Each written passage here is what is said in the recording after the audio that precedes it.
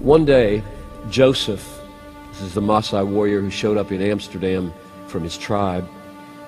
One day, Joseph, who was walking along one of these hot, dirty African roads, met someone who shared the gospel of Jesus Christ with him. And then and there he accepted Jesus as Lord and Savior. The power of the Spirit began transforming his life, and he was filled with such excitement and joy that the first thing he wanted to do was return to his own village and there share the good news to the members of his own local tribe. Joseph began going from door to door, telling everyone he met about the cross, suffering, and the salvation that it offered, expecting to see their faces light up the way his had. And to his amazement, the villagers not only didn't care, they became violent. The men of the village seized him, held him to the ground, while the women beat him with strands of barbed wire. He was dragged from the village and left to die alone in the bush. Joseph somehow managed to crawl to a water hole, and there, after days of passing in and out of consciousness, found the strength to get up. He wondered about the hostile reception that he had received from people he had known all his life.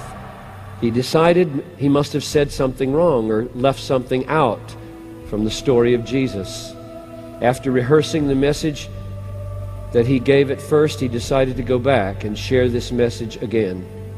Joseph limped into the circle of huts and began to proclaim Jesus. He died for you so that you might find forgiveness and come to know the living God, he pleaded. Again he was grabbed by the men of the village and held while the women beat him, reopening wounds that had just begun to heal. Once more they dragged him unconscious from the village and left him to die. To have survived the first beating was truly remarkable.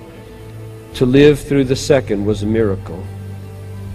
Again, days later, Joseph awoke in the wilderness, bruised, scarred, determined to go back.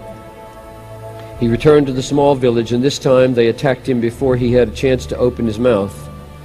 As they flogged him for the third and possibly the last time, he again spoke to them, Jesus Christ the Lord. Before he passed out, the last thing he saw was the women who were beating him began to weep. This time he awoke in his own bed. The ones who had so severely beaten him were now trying to save his life and nurse him back to health, and the entire village came to Christ.